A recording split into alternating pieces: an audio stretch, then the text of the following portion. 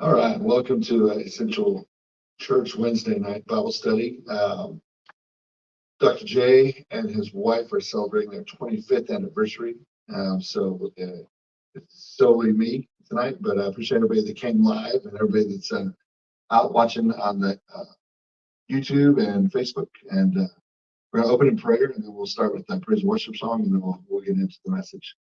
Lord, I thank you for this day, and thank you for this opportunity to humble myself and come before you and to share your word, Lord. And I pray we'd have open conversation and just communion together, Lord. I lift up Dr. J and his wife and their family, 25 years of setting an example in a time where it's so easy to step away and to break up and to divorce.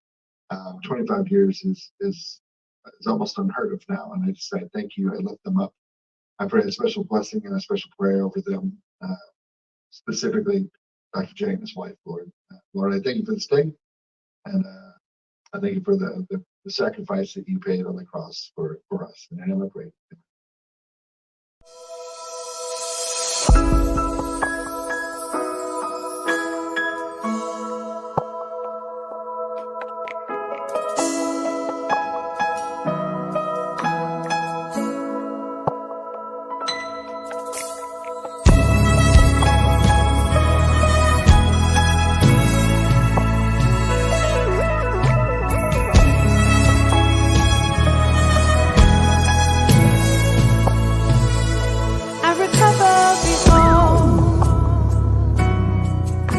Everything God promised me, I recover it all. Lost time and energy, I recover it all. Purpose and destiny, I recover it all. I recover it all. Behold, I'm doing a new thing. In exchange for disappointments, new songs of joy you'll sing. Yeah, it's not too late for you. You haven't missed your moment. Appointed time is here to recover it all. Everything I promised me, I recover it all. Lost time and energy, I recover it all. Purpose and destiny, I recover it all. I recover it all. Steps of the righteous, they are ordered by God.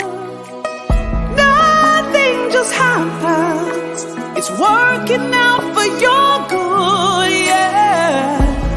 It's not too late for you. You haven't missed your moment. Appointed time is here. I recover it all. Everything God promised me, I recover it all. Lost time and energy, I recover it all. Purpose and destiny, I recover it all. Yeah, I recover it all. I recover.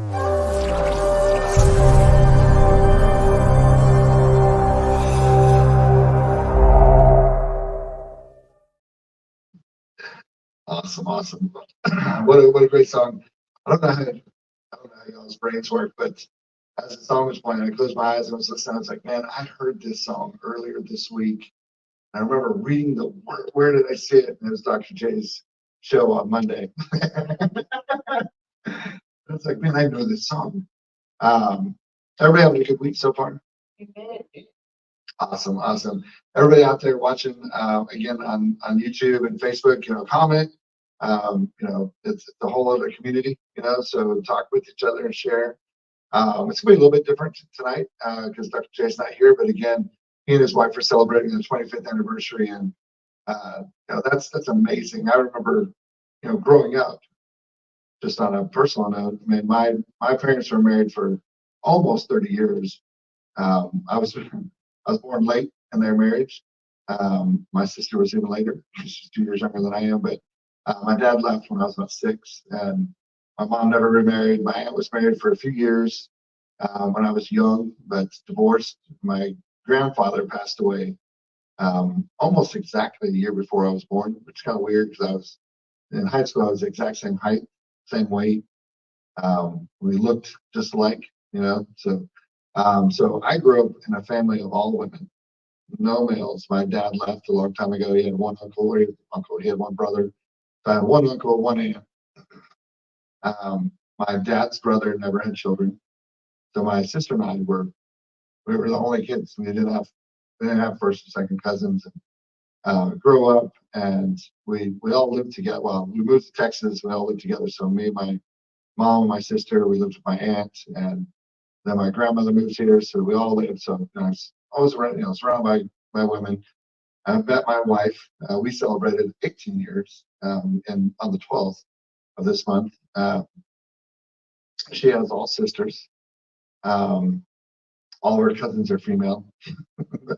But growing up, I didn't have marriage role models. I didn't have relationship role models, and so I started going to church when I was a freshman in high school. We moved to Texas and got invited to a camp, and I'll share that story at a time. But 25 years to me, that's incredible. It's shocking to me that I'm 18. Can't believe my wife's put up with me that long, but it's such a rarity these days. And I look out into the crowd and I see you guys have been married longer than that, and that's, to me, as as a not so young man anymore, but when I was younger, I mean, that was a huge thing because I didn't have any examples. And so I think it's important for us to celebrate those things. So if you get a chance, comment online and wish Dr. Jay and his wife a happy anniversary. And those of us that are live, we've already done it. So interesting week so far. Yeah, how's your week going? It's good. The ministry that God put into my hands. What a amazing thing that happened. But now we're having troubles with the name because we're gonna have to change the name a little bit. Man, it's hard to come up with a new name that nobody else has used, that that you can get trademarked and all that stuff. But keep praying for that. Hopefully we'll have a answer this week. We have our first show this Saturday. We're really excited. We're going to combine the kids with the adults, and it's going to be, the kids are way more impressive than we are, but it's going to be fun. So if you pray for Saturday, we're going to try to raise some funds because we got to. There's things to take money to do. We're starting from zero. So, but other than that, it's been a great week. Tonight, again, it's going to be a little bit different. Dr. Jay's not here, but we're going to be in Psalms 15. The ministry that I work with, every Monday night we have a men's Bible study, and we've been in Psalms for, probably 8 or 9 months now. And the good news is there's a lot of them. There's 150 of them, so we do a different one every week. But it's really,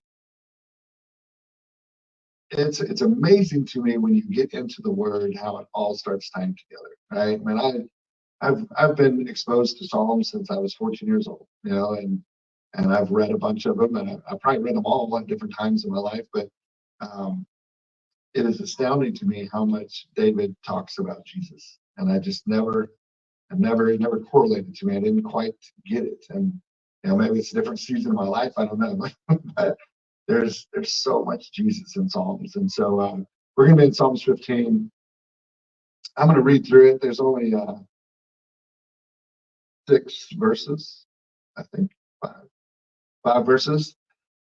The Lord, who may dwell in your sanctuary, who may live in your holy hill, he whose walk is blameless, and who does what is righteous, who speaks the truth from his heart, and has no slander on his tongue, who does his neighbor no wrong, and casts no slurs on his fellow man, who despises a vile man, but honors those who fear the Lord, who keeps his oath even when it hurts, who lends his money without usury or without interest, and does not accept a bribe against the innocent. He who does these things will never be shaken.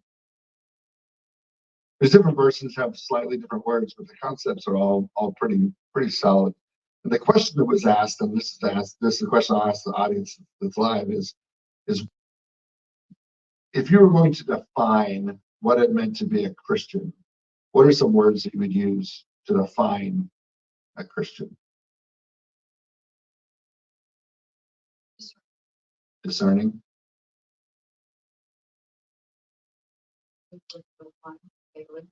Walking with the one, walking with the Lord daily. What are some other characteristics of a Christian, of like a perfect Christian? Praising him. Unshakable. These are good because none of us said any of these on Monday.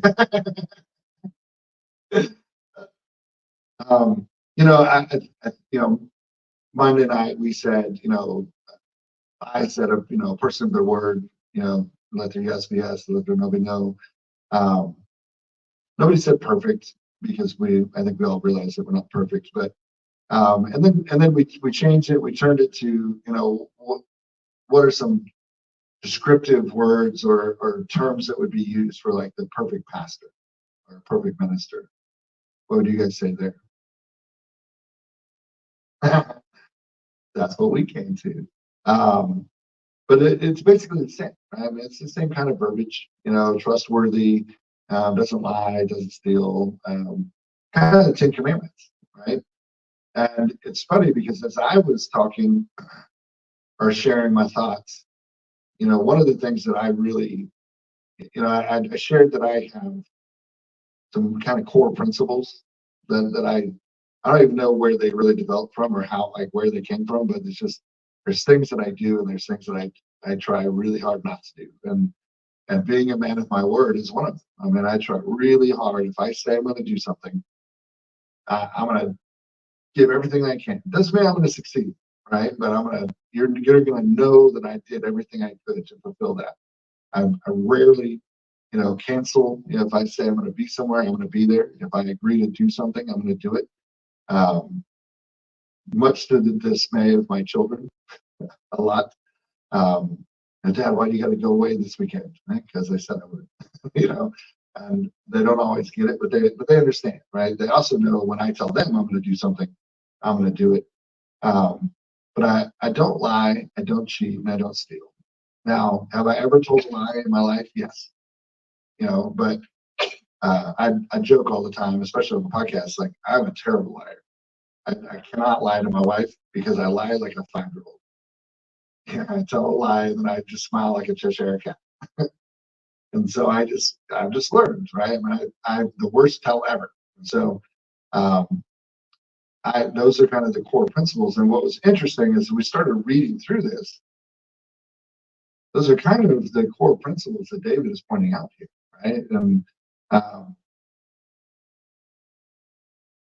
speaks with truth from his heart, has no slander on his tongue, who does his neighbor no wrong, casts no slurs on his fellow man. I'm not going to say I've never talked trash about somebody else, but I try really hard not to, right? If I say something about somebody, typically I'm willing to say it in front of them. And more often than not, that's what it gets said.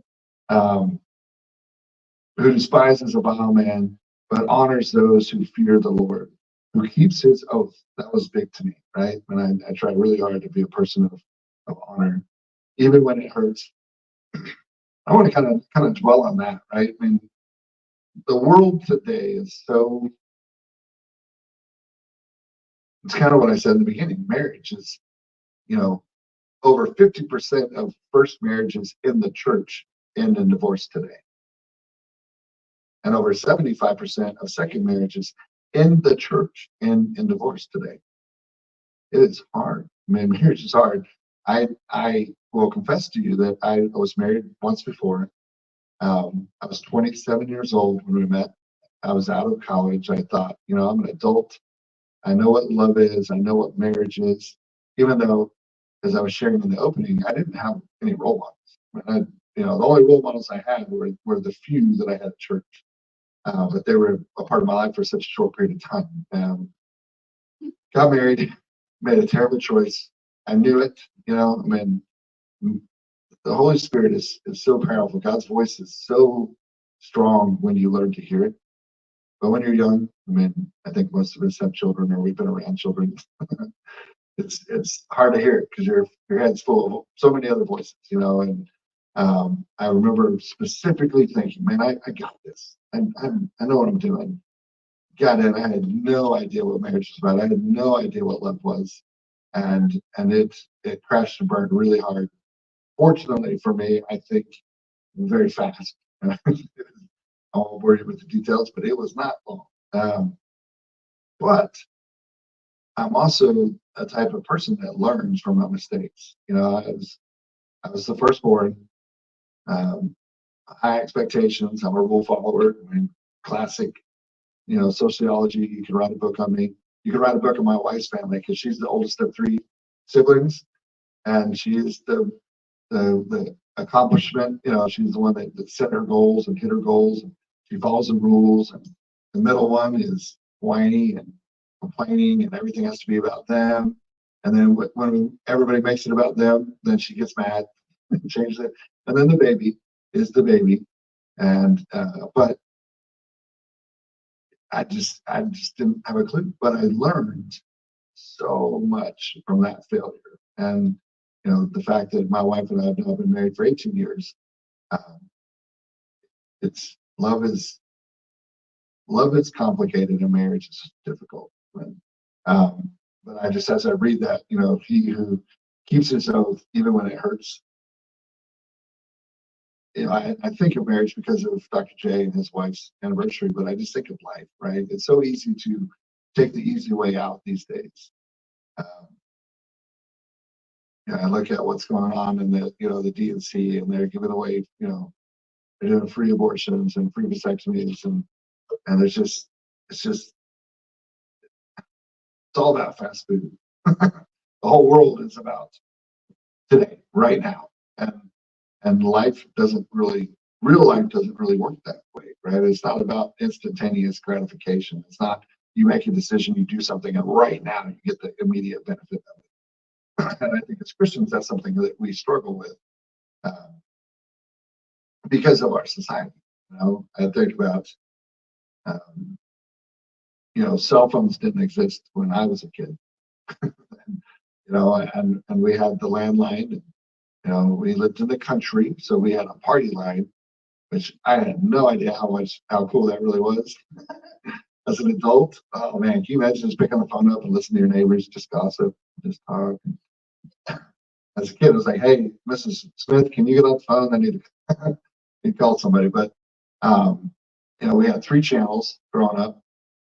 We had the turn knob TV, and eventually the kid would break the knob, and then you'd have the pliers, and you'd have to turn it with the pliers. And you had the rabbit ear antennas, and you'd have all the tinfoil. And for some reason, I'm pretty electric, so my dad would just make me stand next to the TV and hold it. It worked better when I didn't get to watch it. I just had to stand and hold it. But I think back to then, and I wish I would have understood how good it was. Right? It was so simple. And then Atari came out, and then VCRs came out, and then cable TV, and 24/7 news cycles, and now we have YouTube, and we have Twitch, and we have Vines or whatever those little shorts are on Instagram or whatever, and TikTok, and our lives are now consumed by this thing, right? You can't go anywhere, you can't do anything without that. Try walking out of the house without your phone. I took my daughter to school yesterday. I got in the car and I was like, I left my phone on the camera. I almost went back in. I was like, I'm just taking her to school. But it's hard to be a person, a man or woman that keeps their oath even when it hurts. because life is so instantaneous these days. But that's kind of what I want to talk about today is we have the simple answer. We're joking, but there's the church answer, which we gave. I mean, those are all good answers. They were great answers. It's ironic because they were totally different than some of the answers on Monday for me specifically. But how do we practically walk with Jesus, walk with our Creator every day? How do we practically interact with God on a daily basis? How do you guys do it? What are some of the things? Prayer. What does that look like for you?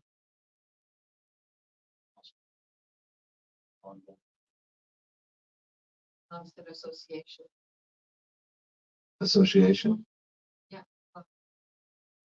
Okay. What about anybody else? Step toward change, any kind of change, is an awareness. You have to be aware that something needs to change. Yeah. And you have to get uncomfortable to make change. I like it. So what was said was you have to become aware. You have to become aware that there's an issue or there's a problem or there's a sin, and you have to choose to find an alternative path. Right. One of the things we wrote our own vows when we got married. And, mine were obviously not nearly as good as my wife's. Mine were more like inside jokes to me and my friends for the most part. But my wife said something in hers, and she said that love is a verb. That it's not a feeling, but it's an action, and that it's something that we have to choose to do every day. And that was, man, it was so profound. 20, well, we've been together 20, but 18 years later, like it rings in my brain all the time. And you don't always like each other. You don't always see eye to eye. Sometimes you fight. Sometimes you yell at each other. Sometimes you love each other.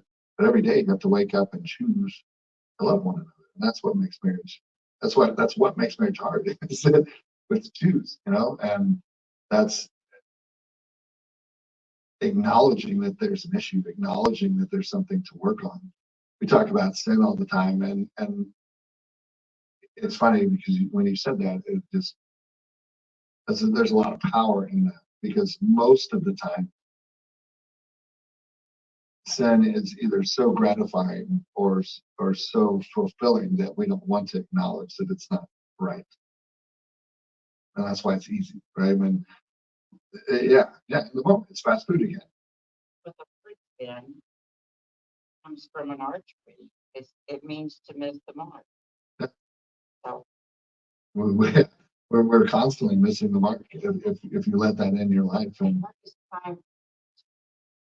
love is when somebody is being so obnoxious. I just want to kick them in the teeth. And it's hard at that moment to choose love instead of, like road rage. Yeah. That's an example of when we need to choose differently. Yeah, we talked about that, right? I mean, it's, one of the guys that is one of the spiritual leaders of our group is, we call him Dewey. I just realized I don't know his real name. His wrestling name is Dewey.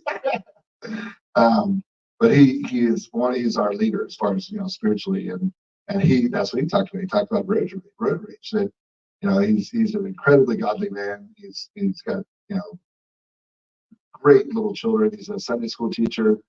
He's a youth minister, and he's also a school teacher. He's constantly impacting children or young adults. But that's something he struggles with. He struggles with road rage, and his wife pointed it out to him, like, "Hey, why did you say that? Like, what are you talking about?" And so he started working on that. Right? He acknowledged the problem. He started working on it, and he said, "But now he doesn't cuss at him. He just corrects him. Like, you can't turn right without a signal. And he kind of gets mad."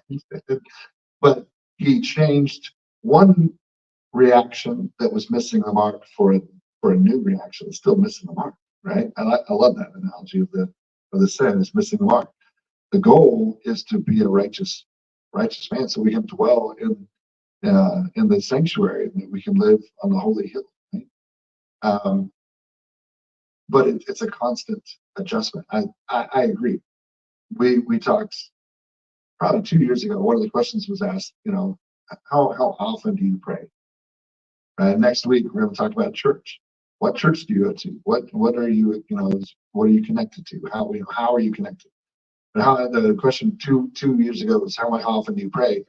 And as soon as the question was asked, I knew the answer in my head, and I was like, "Oh, I can't say that. That's going to sound so arrogant, so like holier than thou." And the answer is all the time. For me personally, and it's something that I grew into. It wasn't always that way. When I was 25, I was, yeah, when I went to bed when I ate, luckily I ate a lot, but there was a time where it was just me and God, and struggling, trying to work my way through this thing called marriage, and now I have children that, that I'm responsible for, and I'm supposed to be, teaching them up in the right way, and don't spare the rod, like, oh, what does that mean? But I just found myself in a constant communication, constant talk. I didn't even think of it as prayer. It was just my brain is always open, it's always on, and there's always back and forth going. Even when I would find myself making the wrong choice, or or choosing sin, because more often than not, yeah. And they were like, no, this is not what I'm supposed to be doing, but like, just that guy cut me off. It felt good to yell at him, and he didn't hear me, but it felt good, right? Um, and when it got to me, that was my answer. My answer was almost always like it's a constant conversation. It's not always pleasant. Usually, I mean, again, if I'm choosing sin, I know that I'm wrong. I know that I'm going against God's will, but there's still that battle, and that battle is what helps me not make that choice next time, right? That acknowledgement that I'm missing the mark, and that's a key part of faith. That's a key part of walking with the Lord and walking in unison. Here yesterday, Yeah. my answer was 24/7, and they asked me how can you do that? Well, every word that comes from my mouth, he hears it anyway. Mhm. So I have to watch every word to make sure that as I speak, it's towards him. Or, I do it as into prayer, but as I am now, Mhm. I have to be watchful that I'm not lying Mhm. or, anything like that. Mhm. As unto God. Yeah, without ceasing. Right? I mean, that's what the Bible says. The Bible says, "Pray without ceasing." What about thinking? Same thing. I believe wholeheartedly that God knows every thought that's in my head, and there's lots of scriptures to back that up. Right? Yeah. If you think, uncleanly of a woman in your mind, that's the same as adultery, right? I mean, there's all kinds of concept, scriptures that back that up, and that's I agree, and that's the difference is that when I said that I was, man, I was 47 years old, and most of the guys in the group are in their teens, or like late teens or 20s, right? And they're where I was 20 years ago, and where I thought I was, I thought I was pretty on the right path. I was a youth pastor, and I was working on this ministry. We were traveling all over the country doing these shows, and sharing the gospel and preaching, and praying with mostly kids. Again, I mean, it's kind of targeted towards young adults. Now I have a passion for the adults. Like, hey, parents, come on in. So your kids are gonna love it. But there's some, God has something for you too as a parent now, right? Because how can I expect my children to be righteous if I'm not leading by example? But yeah, that's what parents do all the time. They drop them off at Wednesday night church, and hey, go get go get churched up, go get holy, so you can come back and obey your father and your mother, right? But they don't live the example. So that's kind of a new passion for me, is really targeting the adults.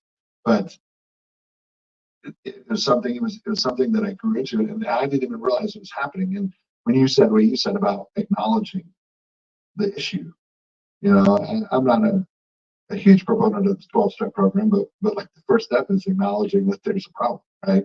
You can't. Something I was told when I was in my 20s was I had a friend that had issues with drugs, and I wanted him to get clean so badly, but what I learned was that I can't force that on him, right? I can pray all day long, but I can't force him to get clean. I can't force him to stop doing drugs. He has to choose. He has to acknowledge that there's a problem, and he has to choose help. He has to choose to find a different path. And that's sin. And I think so often, more often than not, we minimize sin. Well, it was just a little white lie. Going through it cracks me up the Walmart. They took all the personal checkers out, and so we all scan ourselves out now. And now Walmart's going back and filing, felony charges against people because they've kept a record over the years of what they haven't scanned through. And if it adds up to over $10,000, well, now that's a felony, and they can charge you, right? Like, I don't get paid to do that, right? I don't get invited to the Christmas party, but I also know that my daughter has stuck a candy bar out once or twice, and I'm like, where did you get that? It's kind of. I think I told the story. I think I told the story about a month ago here about stealing a candy bar when I was a kid. I couldn't help. My mom knew that she didn't buy it, and she knew I didn't have any money. Where the candy bar came from? I come from, and obviously I did the best I could as a kid, and I made up a lie, and then I smiled. That's what I do when I lie. I'm not good at it. But it's the little ones are typically the ones that get us, right? Because if you do a little one, then the next one doesn't seem so hard, right? And we were talking about pastors, we were talking about leaders, and we actually had a really strong debate because one of the things that I said was above reproach. That's what I've been taught my whole life, right? And then the question was, well, what does that mean? And is a pastor supposed to be perfect? Well, no, absolutely not. None of us are. The Bible's very clear. Jesus says, that not one of you is perfect, not one of you is clean, right? And we talked about some of the pastors that have stepped down and some of the churches that are struggling right now. And the difference is acknowledging and admitting and repenting. The pastors that have been removed, they hid it for years and years and years. And then when they got caught, they still didn't admit it. It was a variation of the truth, but that's still not the truth, right?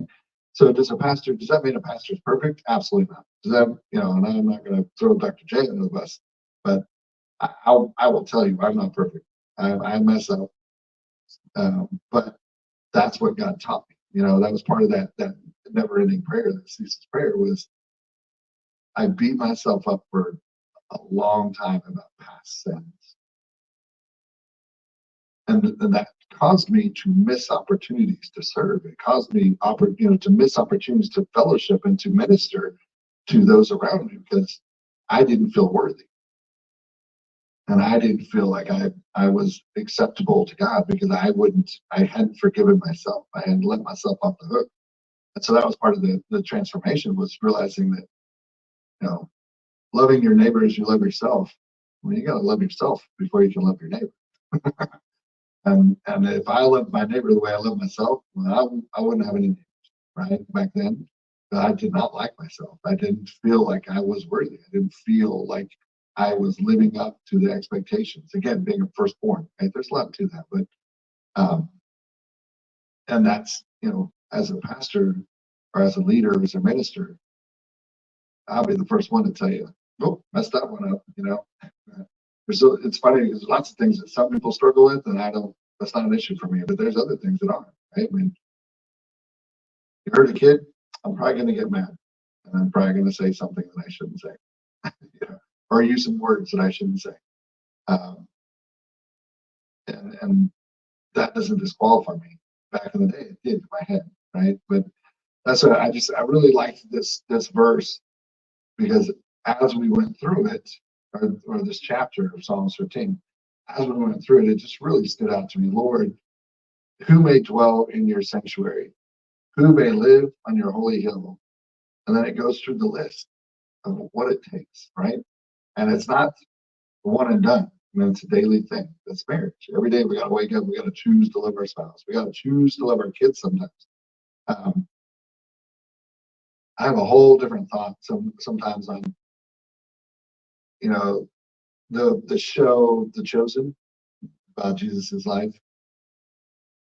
I got turned off because I learned that it's owned and produced by the Mormon Church. But that's not the point, right? God is bigger than that. And there's several scenes where Jesus is interacting with groups of children, and it struck me because if you are a parent,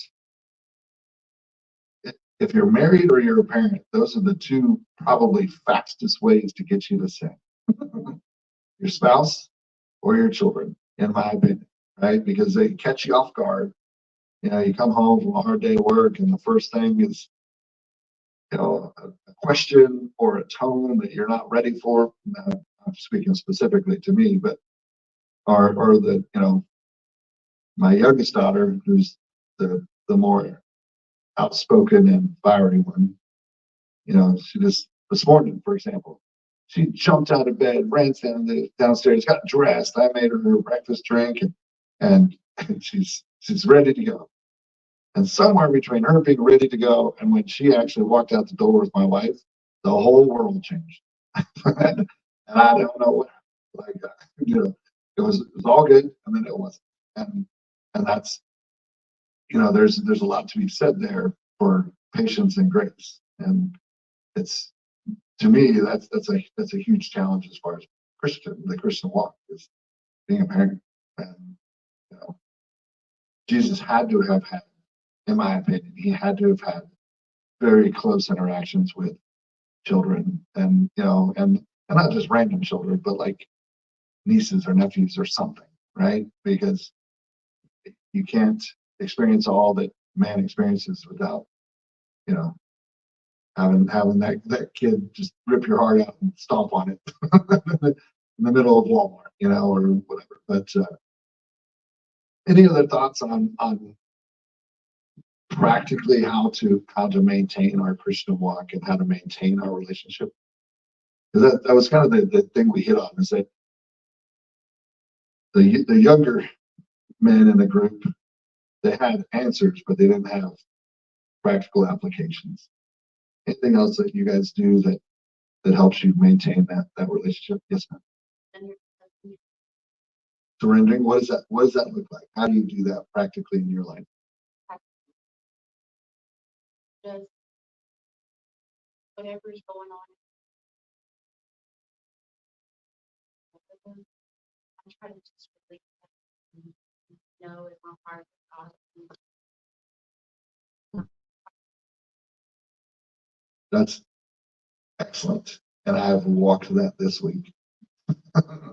This whole name thing, right? It's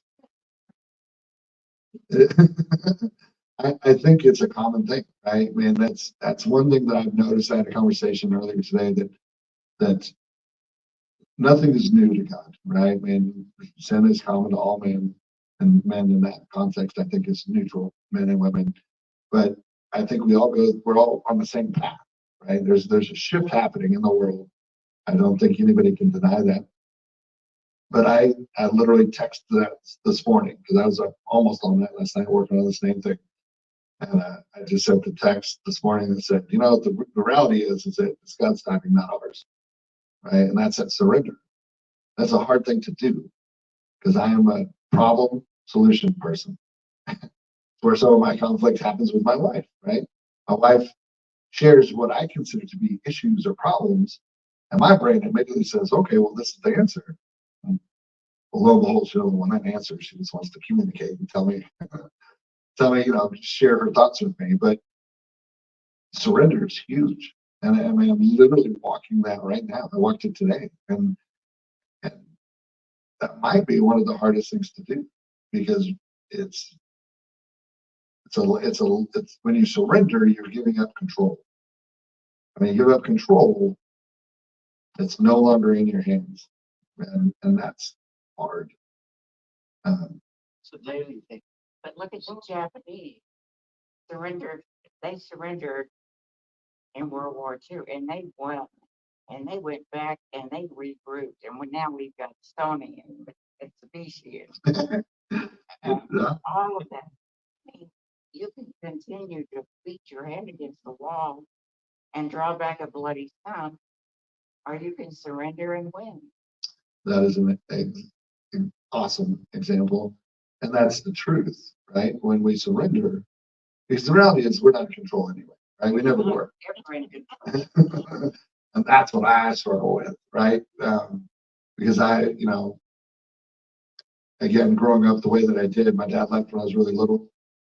I was the man of the house. At 12 years old, we came and visited my aunt who lived in Austin, Texas, and we were driving back to Colorado, and I told my mom, we need to move to Texas.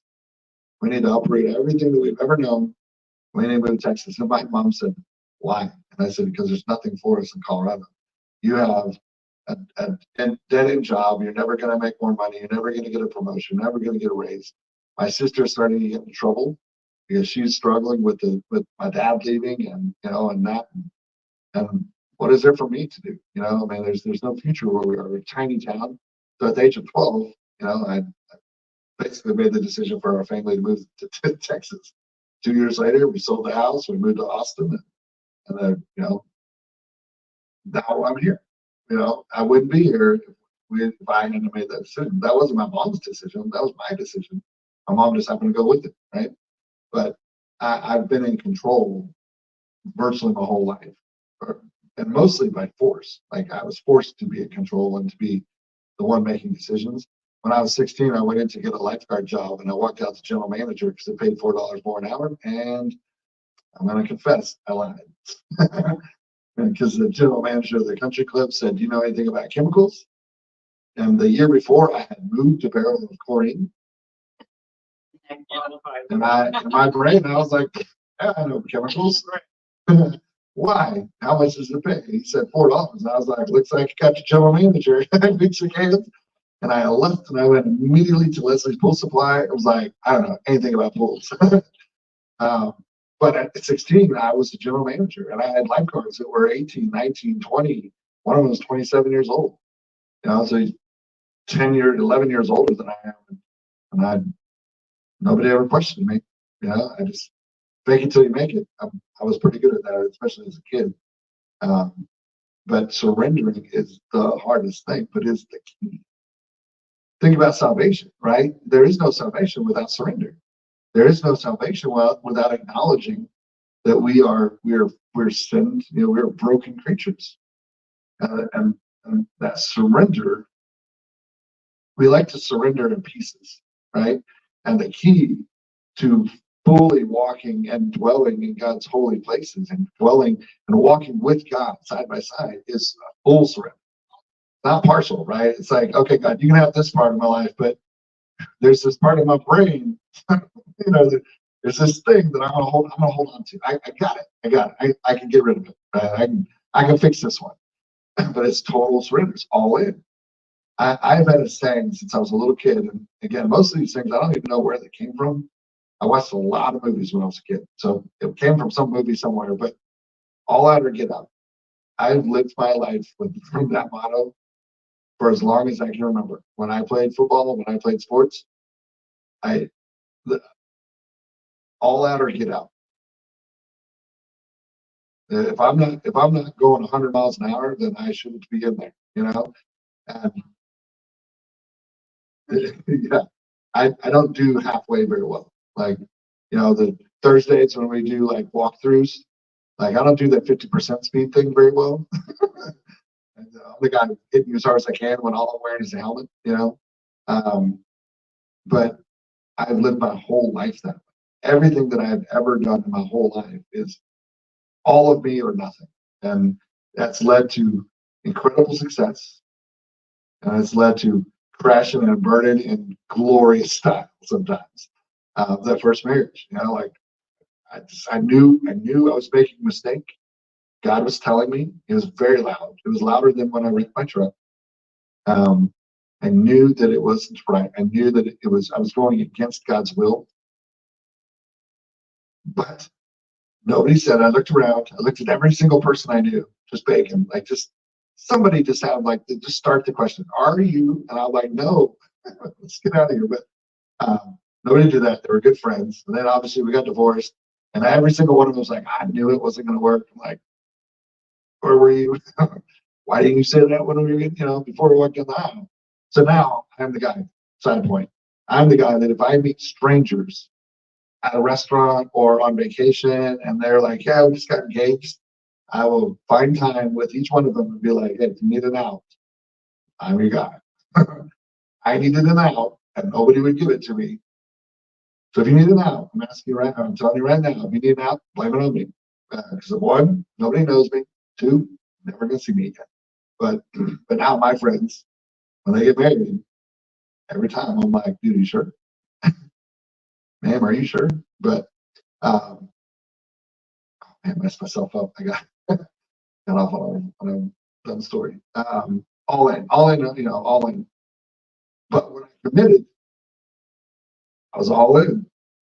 And again, it didn't last very long, but I ran it right into the ground, all the way down. I was I was the captain of that Titanic. It crashed and burned, and then God was, gracious enough to give me an alternate, a second chance. But I've lived my whole life that way. If I'm, man, if I'm eating, I'm eating. If I'm sleeping, I'm asleep. Like that's what when I drive. I drive a lot, and we drove 24 hours, to New Jersey and back, and then we came back in a 24-hour cycle. And I think I drove 19 of the 24 hours. And at one point, it was late at night. It was cool because it was a full moon, and I literally watched the moon come up, and then I just followed it all night. We were driving west, and the whole time I was like, "It's still there," but until the morning. But I started getting sleepy, and I was like, "Nope." I just drank another energy drink, and I was like, "This is my job. This is what we got to do," And drove and drove and drove and drove and drove until finally I was like, "Okay, I can't drive anymore." But when you have that mentality, it's hard to give up control. It's hard to surrender, but you have to surrender. You have to surrender fully. Now I'm learning that I can do this. I can do it just as intently, just as fervently, and the reward is so much greater because I'm giving up everything.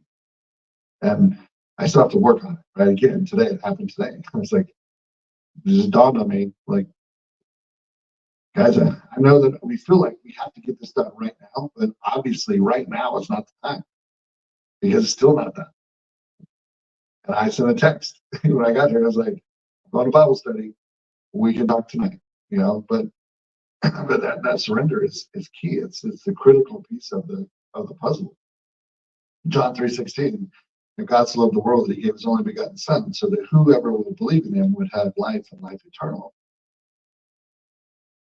But you can't believe if you don't surrender, right? I mean, that's the core part of it. That's a great point.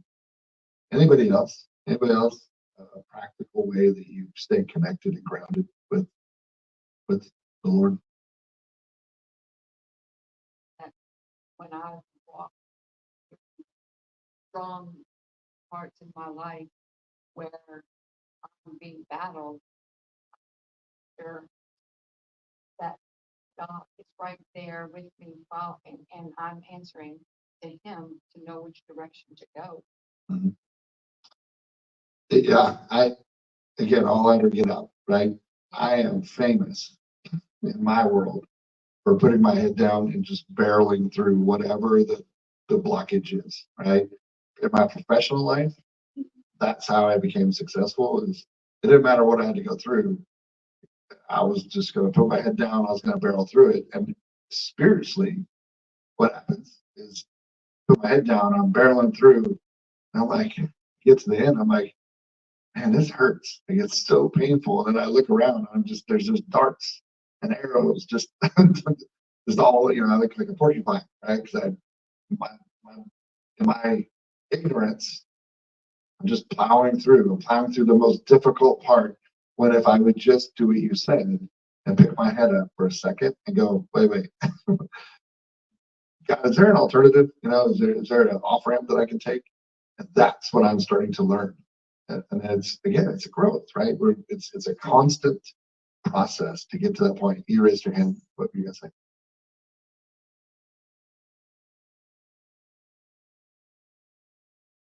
Yes.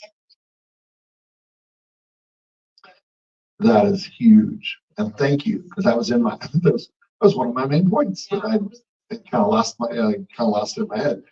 Being in the, oh man, every time these mics are really loud. Being in the Word, right? The more that I study, the more I'm amazed. It's the whole Psalms thing, right? When I said in the very beginning, I've read all of them, and I've listened to pastors get up and give full sermons on Psalms, but I've never heard David's language and how it directly references Jesus Christ and his life and death and resurrection, the grace, the mercy, the forgiveness, right? That's not the God of the Old Testament that I was told about. The God I was told about in the Old Testament was fire and brimstone and Sodom and Gomorrah and pillars of ash and pillars of salt, right? But David, throughout all of them, is even when David sins, and we all know the story. Is Bathsheba. David sins and he cries out to the Lord and he pleads for God to forgive him and to show him grace and mercy. And what does God do? God does. And he restores him, and then he takes him on to do even greater things on that second half of his time as king. Again, that's not the Old Testament Bible. That's not the Old Testament God that I always got told about. And so that's the important part. We have to be in the Word. I lived so long in my Christian walk letting other people tell me what God wanted me to know. And the problem with today's church is that that's probably 99% of people sitting in the pews every Sunday and every Wednesday or every 2 Sundays you go a year, whatever it is that they get their it's not bread, right? Because you're an infant. You can't eat bread. You're getting your milk from the pastor telling you what God wants you to know or what you should know about God. You have to be in the Word. You have to study this. You have to read it. Is it perfectly infallible? I think we've explained that things have been changed, things have been altered. But that's why the Holy Spirit is so important. The Holy Spirit fills in the gaps. The Holy Spirit takes something that King David might have changed or altered or changed the meaning of, changed the definition of, or the NIV where they just take verses out. The Holy Spirit fills them in. If you're in the Word, if you're connected with Him, if you're in that never ceasing state of prayer, and if you are willing to acknowledge our shortcomings, surrender all to Him, He fills in all the gaps. Then you have that conversation, and you have the conversation with Dr. J or myself or anybody else, and all of a sudden they share a different perspective. And you're like, oh my gosh, that's what God told me. That's how God in the past had communicated with me, right?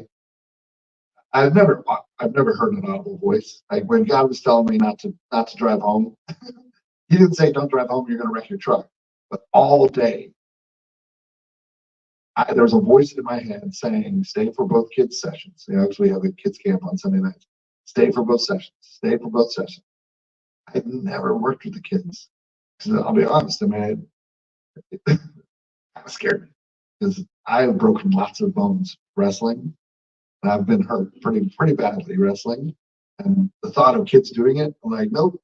I'm like, oh, but all day there was a voice in my head, not audible. There was a voice saying, "Stay for both sessions." In the past, God talked to me through what I called affirmations. Right? I would hear a word, or I would hear a scripture, or I would see, kind of see something in my head, and then I would see a billboard that said the same thing. Or I'd be talking to a friend, and they would literally quote word for word what I had, read or seen or heard or something.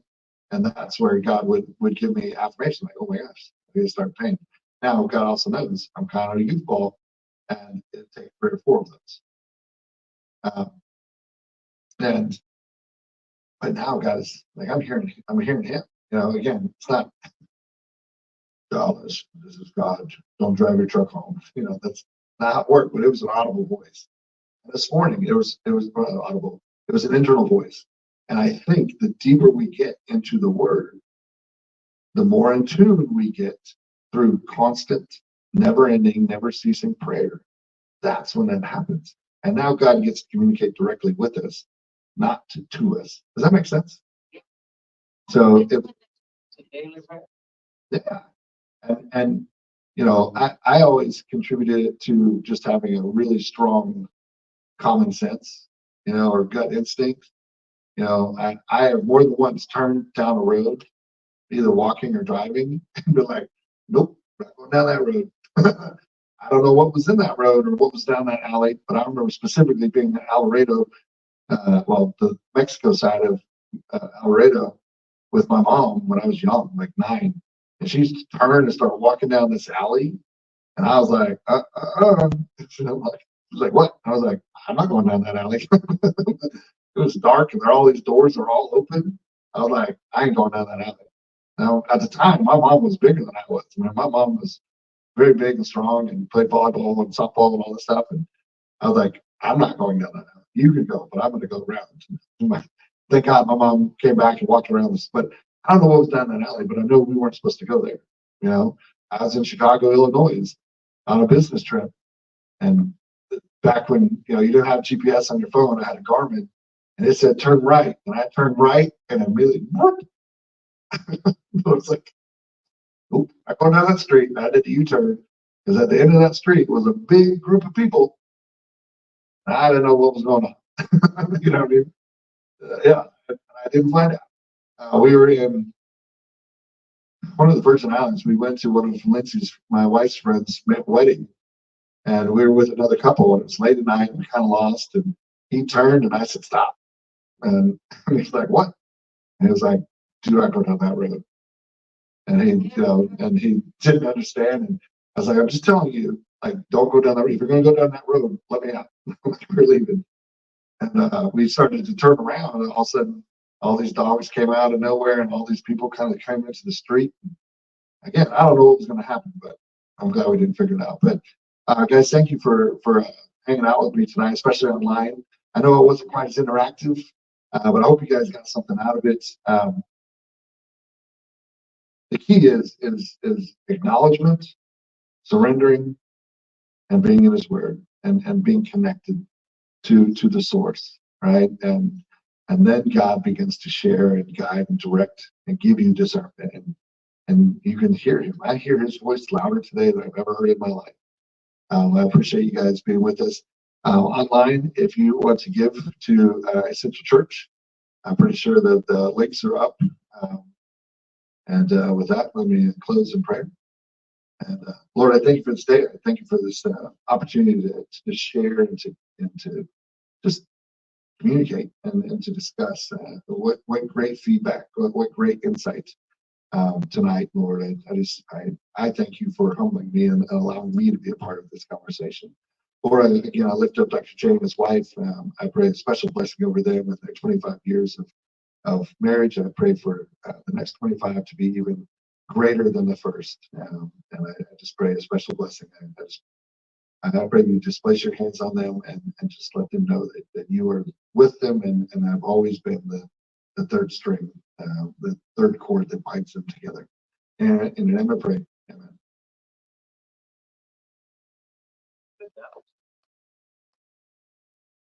That was great.